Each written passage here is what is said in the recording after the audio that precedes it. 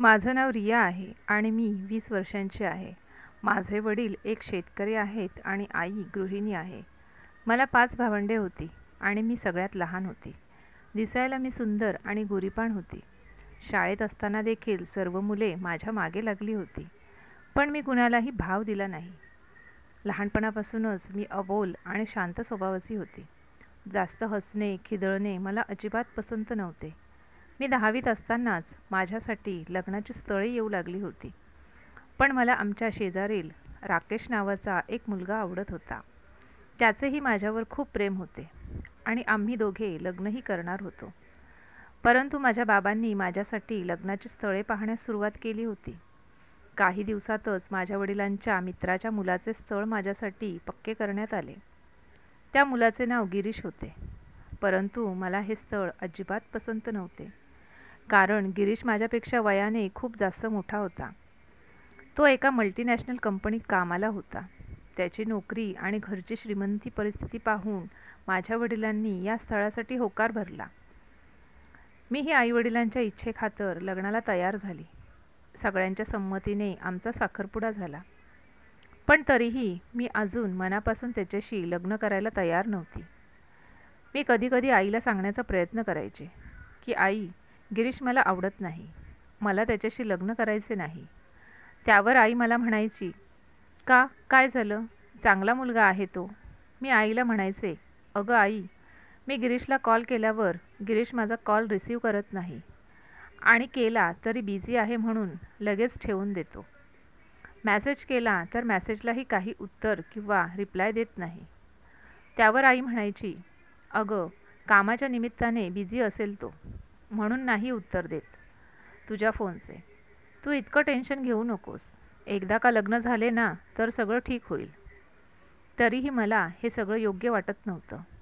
मी माझे मन वळवण्यासाठी यूट्यूबवर व्हिडिओ बनवायला लागले.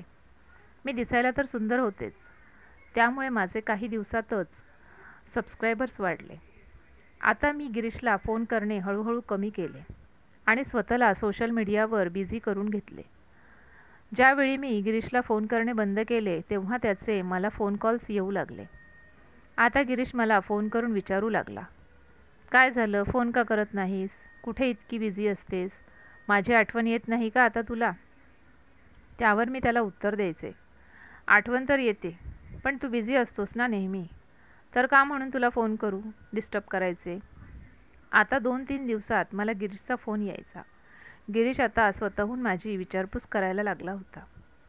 एक दिवशी गिरीशचा मला फोन आला आणि रागात तो मला बोलायला लागला, कुठे बिझी असतेस एवढी, होणाऱ्या नवऱ्याला फोनसुद्धा करता येत नाही का तुला, असे काय काम करतेस तू की तुला एक फोन करायलासुद्धा वेळ नसतो.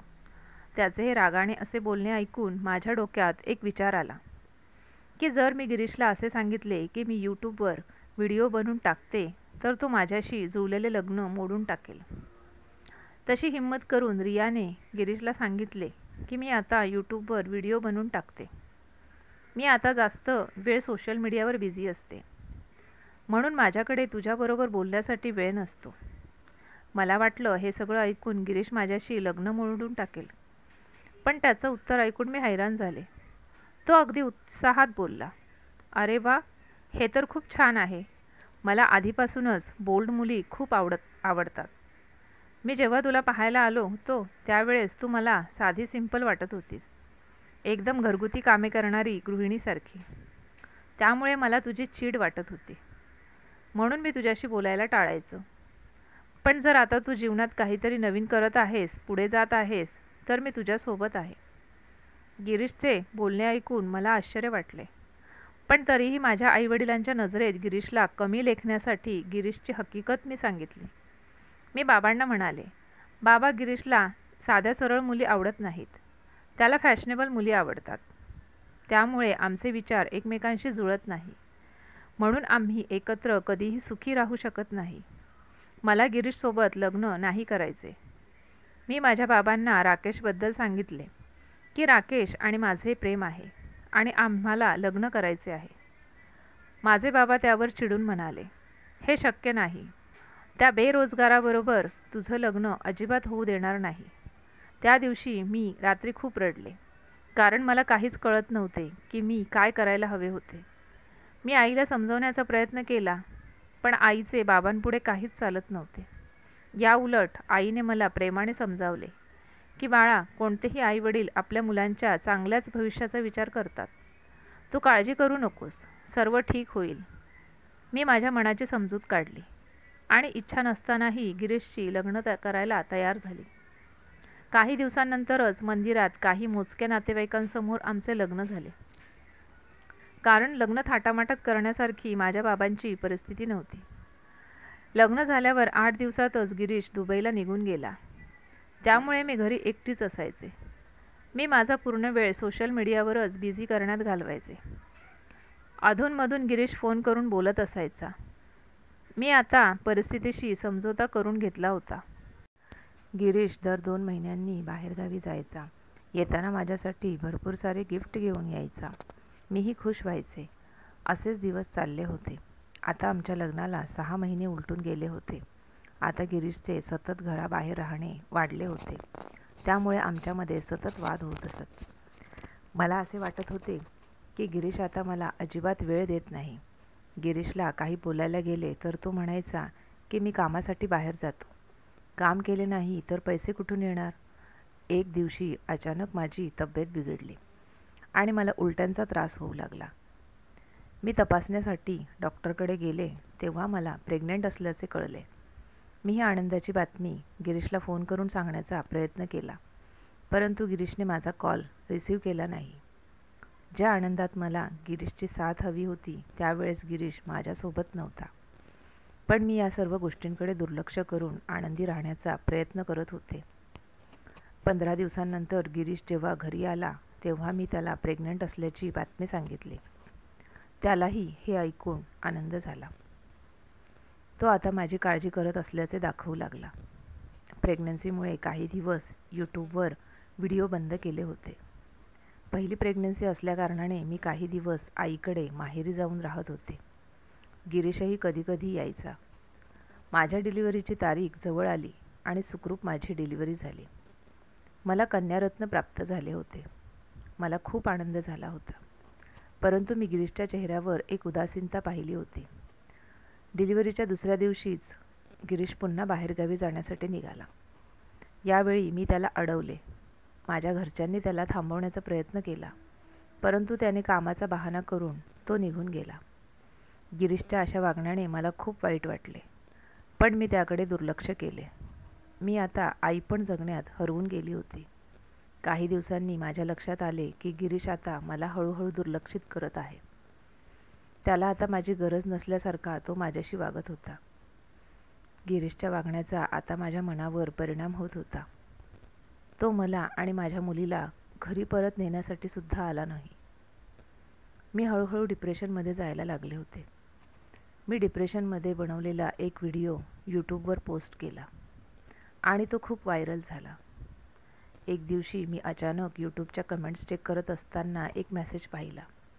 त्यात लिहिले होते की तू करणची तिसरी बायको आहेस का?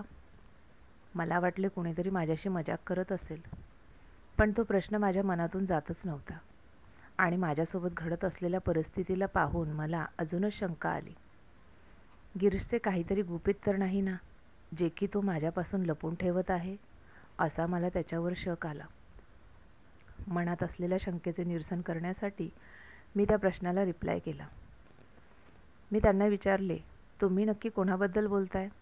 माझ्या मिस्टरांचे नाव गिरीश आहे, करण नाही. दुसऱ्या दिवशी माझ्या केलेल्या प्रश्नाचा पुन्हा रिप्लाय आला. हो, मी त्याच व्यक्तीबद्दल बोलतो, ज्या व्यक्तीचं नाव किरण आहे. हे ऐकल्यावर आता मला गिरीशची सत्यता जाणून घ्यायची होती. मी माझ्या कमेंट बॉक्समध्ये माझा नंबर सोडला आणि त्या व्यक्तीला कॉल करायला सांगितले. तसा मला अर्धा एक तासात एका अज्ञात व्यक्तीचा कॉल आला. ती एक महिला होती. तिचे नाव रेखा होते. ती गिरीशची दुसरी पत्नी होती. तिने मला एक ॲड्रेस दिला आणि त्या ॲड्रेसवर भेटण्यासाठी बोलवले. मी तिला भेटायला तिच्या घरी गेले तेव्हा तिने मला गिरीशबद्दल सगळी खरी हकीकत सांगितली. गिरीशबद्दल हे सगळं सत्य ऐकून मला खूप मोठा धक्का बसला. तिने त्या दोघांचे लग्नाचे फोटोही मला दाखवले. लग्नाच्या नावाखाली माझी खूप मोठी फसवणूक झाली असल्याचे माझ्या लक्षात आले. रेखाने दिलेल्या माहितीनुसार मला गिरीशची खरी हकीकत कळल्यावर माझ्या पायाखालची जमीनच सरकली. गिरीश हा फक्त मुलं पैदा करण्यासाठीच लग्न करत होता. तो मुलगा पैदा करून त्याची विक्री करायचा. ज्या जोडप्यांना मुलं होत नाहीत अशा लोकांना तो टार्गेट करून त्यांना ती मुले विकायचा. जर मुलगी झाली तर तो त्या स्त्रीला सोडून द्यायचा. रियाला आता समजले होते की तिची लग्नाच्या नावाखाली खूप मोठी फसवणूक झालेली आहे. तिने निघताना पुरावे म्हणून त्या दोघांचे लग्नाचे फोटो सोबत घेतले होते. घरी आल्यावर तिने तिच्या बाबांना सर्व हकीकत सांगितली आणि ते फोटोसुद्धा दाखवले. तिच्या बाबांनी जराही वेळ न घालवता तातडीने पोलिसात फसवणुकीची तक्रार दाखल केली. पोलीस आता गिरीशचा शोध घेत आहेत. कदाचित गिरीशला शिक्षाही मिळेल. पण माझे जीवन बर्बाद झाले त्याचे काय? कथा आवडली असल्यास व्हिडिओला लाईक करा आणि चॅनलवर जर आपण नवीन असाल तर कृपया चॅनलला सबस्क्राईब करा. धन्यवाद.